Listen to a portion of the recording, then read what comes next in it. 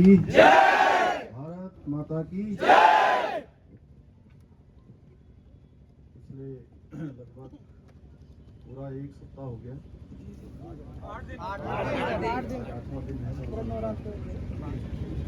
8 दिन से आप सब लोग परीक्षा के दिन से ही लगातार आप लोगों के मन में शंका, संदेह और जो भी शिकायतें आई हैं उसके संबंध में आप सब लोग यहाँ पर बैठे हैं। और सच में मुझे भी एक एक दिन जो है बड़ा भारी लग रहा था कि आप लोग बैठे हैं, इतनी गर्मी हो रही है और त्योहार का भी समय है।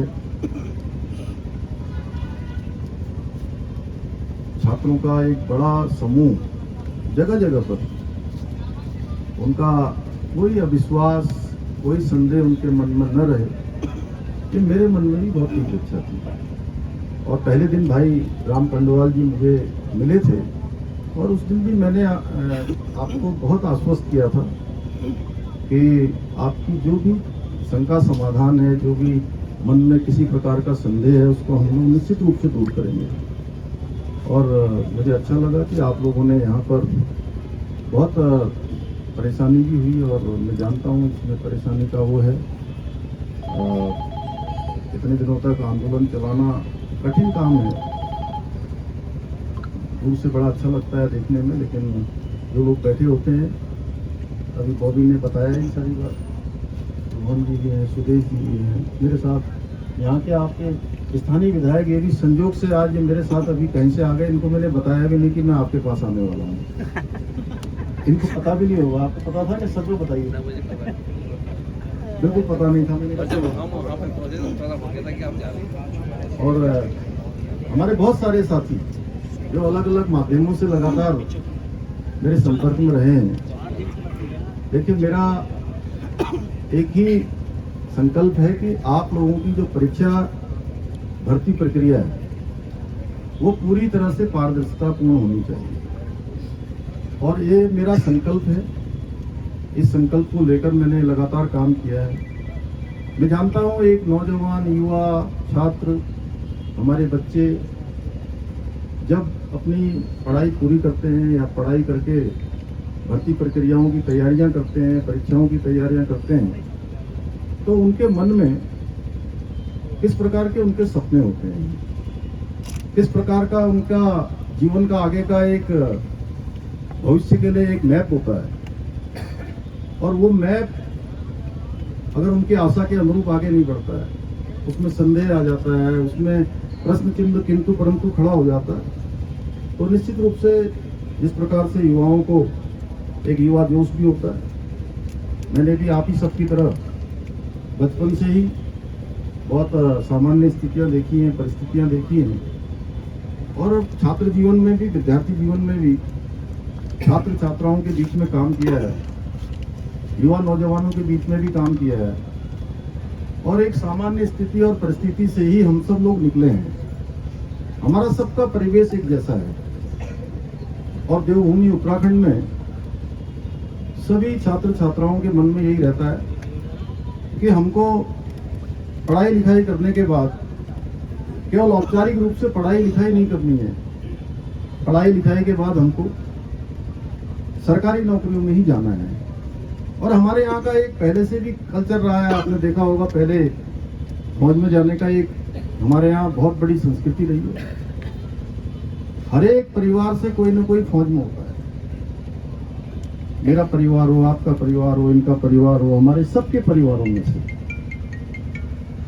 किसी के चाचा फौज में होंगे, किसी के पापा फौज में होंगे, किसी का भाई होगा, किसी के मामा होंगे, कोई ना कोई रिश्तेदारी नातेदारी में दूर दूर तक देखेंगे तो हम फौज में जाते हैं। और बड़े सम्मान की बात भी हमारे लिए देवभूमि के लोगों के लिए मानी जाती है, इसीलिए इसको देवभूमि के साथ वीरभूमि भी कहते हैं। और देश के हर 5वें सैनिक में से, छोटा राज्य होने के बाद भी, हर 5वां सैनिक हमारे राज्य उत्तराखंड का होता है, हमारी देवभूमि का होता है। उसी प्रकार से सरकारी नौकरियों में जाना भी एक बहुत सम्मान का विषय हमारे यहाँ होता है। उसमें मैं बहुत विस्तार में नहीं जाना चाहता। आप सब जानते हैं कि कोई बड़ा व्यापार करता है, वो भी अच्छा काम है। अब जो हमारे नए युवा आ रहे हैं, वो रोजगार की जगह स्वरोजगार को भी अपना रहे हैं। लेकिन आज भी सरकारी नौकरी में जाना हर एक युवा का सपना होता है, और उसमें ही कहीं प्रश्न चिन्ह खड़ा हो जाए तो सच में बहुत दुविधापूर्ण स्थिति है। वो आप लोगों के लिए नहीं, मेरे लिए भी है, व्यवस्था के लिए भी है। और पिछले दिनों जो प्रकरण आया है, उस प्रकरण के लिए हमने एसआईटी की जांच शुरू करवाई, और हाईकोर्ट के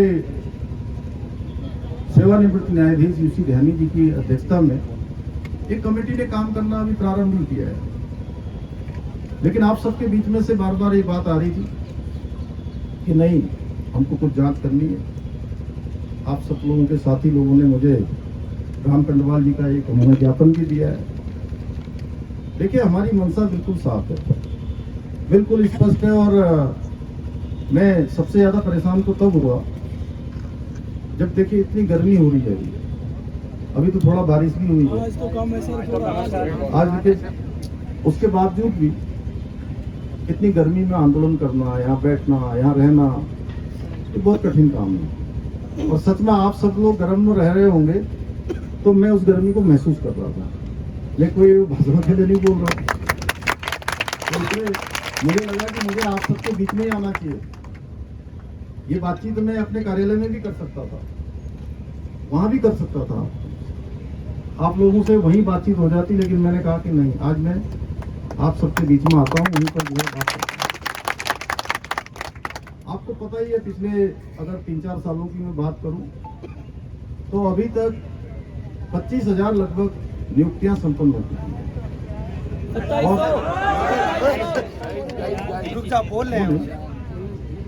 और सभी भर्ती प्रक्रियाएं सफलतापूर्वक संपन्न हुई। एक भर्ती में जो एक प्रकरण आया है, उसके लिए आप सबकी तरफ से कहा गया मुझे कि भाई इसकी जो है भर्ती प्रक्रियाओं की जांच आप सब लोग चाहते हैं कि सीबीआई से होनी चाहिए। तो मैं यहाँ पर ये आप सबके समक्ष कह रहा हूँ कि किसी प्रकार की कोई संदेह आपके मन में न रहे, कोई अविश्वास न रहे। हम इसकी सीबीआई से जांच की संस्कृति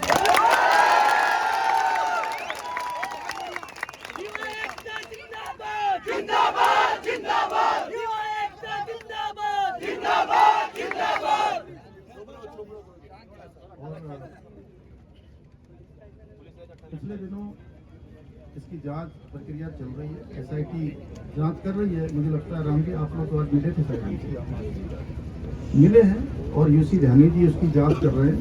ये भी देंगे, सारे तथ्य सब जगह से इकट्ठे करे जा रहे हैं।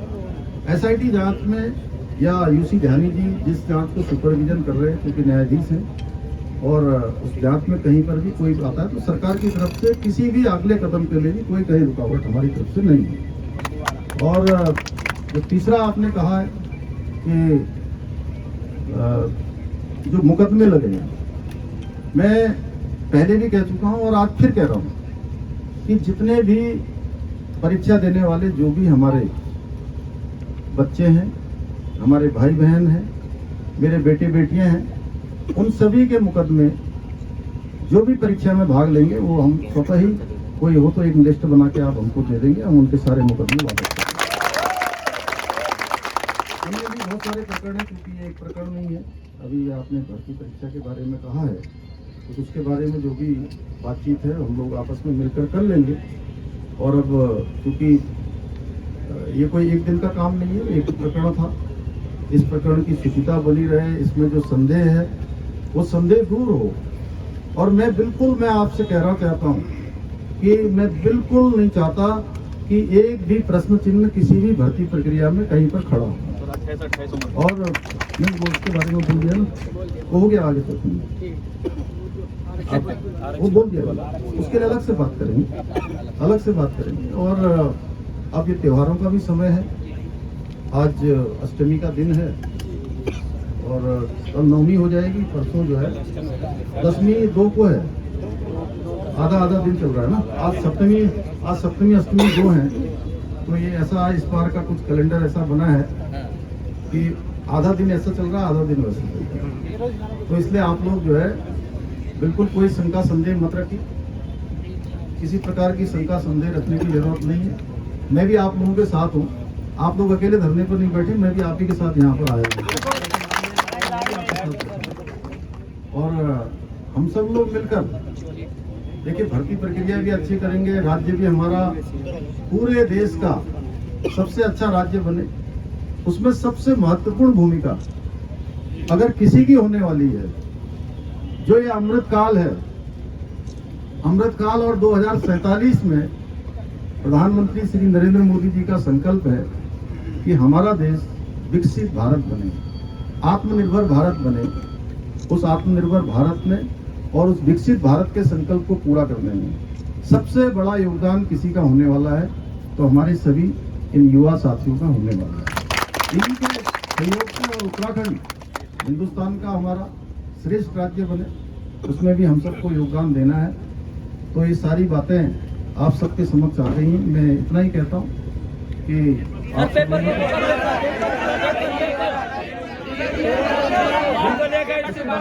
उसके बारे में मैंने कहा कि SIT की जांच हो रही है।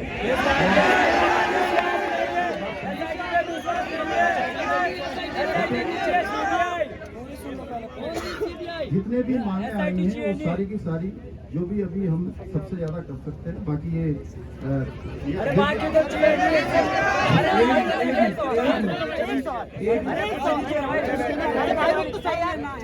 मेरी बहन रजनी को ट्रोल किया जा रहा है गलत तरीके से। मेरी बहन युवाओं के सवाल लेने और उनका जवाब देने CM साहब आए, इतना बड़ा दिखाते हैं ना। निरस्त हमने पहले भी कहा कि सबसे पहली मांग निरस्त है, ठीक है। सुबह ही हम यूसी ध्यानी जी से मिलकर आए हैं, जो रिटायर्ड जज है, जिनको रखा गया था, पहले वर्मा जी को रखा गया था, उन्हें हटाया गया। उन्होंने भी साफ कहा है, और हाईकोर्ट में जो हमारे वकील हैं उनसे भी हमने दिखाया, इनका जो नकल रोधी कानून है, ये मेरे हाथ में है। इस नकल रोधी कानून के 5वें क्लॉज में साफ तौर पर यह दर्शाया गया है, मैंने हाईलाइट किया इस चीज को, आपको एक एक बच्चे के व्हाट्सएप में इस चीज को भेज दिया जाएगा। इसमें साफ दर्शाया गया है कि परीक्षा के दौरान एक भी प्रश्न डिजिटल रूप में या किसी भी माध्यम से बाहर आता है तो वो लीक की श्रेणी में माना जाएगा और वो निरस्त होगा। बात की, उनका कहना है कि ये आदेश आयोग को निकालना है, और आयोग तब आदेश निकालेगा अगर यहाँ से या तो ध्यानी जी लिख के देंगे जो रिटायर्ड जज है, या SIT वाले 1-2 लाइन लिख के देंगे कि ये ऐसा है। तो ठीक है सर, आप यहाँ पर आए और आपने CBI के लिए संस्तुति के बारे में आपने यहाँ पे on the spot on camera और लेटर पे मार्क करके किया है। मैं चाहता हूं कि अगर आप इसको यहीं पे थोड़ा लिख देंगे कि CBI की संस्तुति है। हमारी बड़ी जीत है। परीक्षा निरस्त की जो जहां तक बात है, ये कानून है, ये वो कानून है जिस कानून के तहत निरस्त होना तय है, जिस कानून के तहत निरस्त होना तय है। तो मैं सर निवेदन करना चाहूंगा, फिर सुनिए, मैं निवेदन करना चाहूंगा कि आप लोगों ने जो समय सीमा 1 महीने की रखी गई थी सर, ये बहुत ज्यादा है। मैं चाहता हूं कि आप 5-7 दिन के अंदर किस पर 5 या 7 दिन के अंदर सर प्लीज, ये बड़ी रिक्वेस्ट है, क्योंकि जांच होते रहेगी, पर इसकी निरस्त करने की जो अवधि है 5-7 दिन में, वो SIT हो या ध्यानी जी हो। ये चूंकि आयोग से जुड़ा हुआ विषय है और इसमें एक SIT जांच कर रही है, हम लोग ये उनसे अनुरोध करेंगे कि जल्दी से जल्दी जो है। अरे अब आप शांत हो गए, आप लोग सुनने को आए हैं यहाँ, अगर आप भी बोलोगे तो फिर मैं क्या बोलूंगा। तो उसमें जैसा अभी कहा कि जो है कि वो SIT और आयोग और जस्टिस साहब तीनों मिलकर जो है इस पर काम कर रहे हैं, और जैसी उनकी संस्तुति आएगी उसके अनुसार कार्रवाई होगी।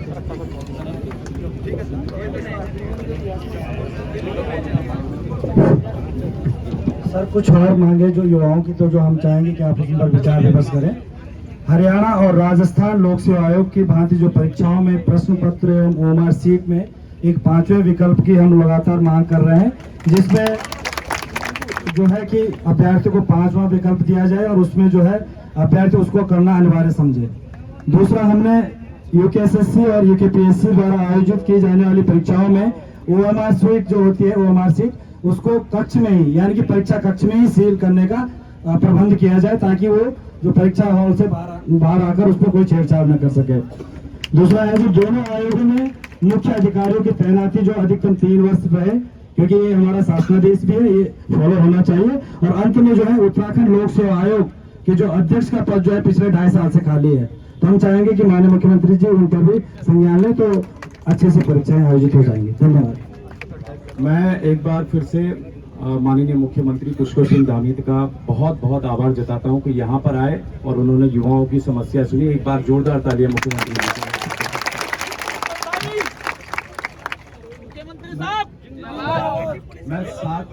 मैं साथ में ये भी कहना चाहता हूं साथियों कि इस राज्य में भर्ती घोटालों की पहली बार अगर जांच हो रही है तो इस बार से शुरू हो चुकी है जांच। सीबीआई जांच की बात कर रहे हैं। बहुत बड़ी उपलब्धि है आप सभी लोगों के लिए, बहुत बड़ी उपलब्धि है। और जो दूसरी चीज है साथियों, संयुक्त स्नातक स्तरीय, वो आज हम अब मिलकर भी आए हैं और थोड़ी देर में हम उसके बीच आप लोगों के समक्ष भी वो चीजें हम रखने वाले हैं। और मुख्यमंत्री जी आप आए, आपका बहुत बहुत आभार, धन्यवाद आपका।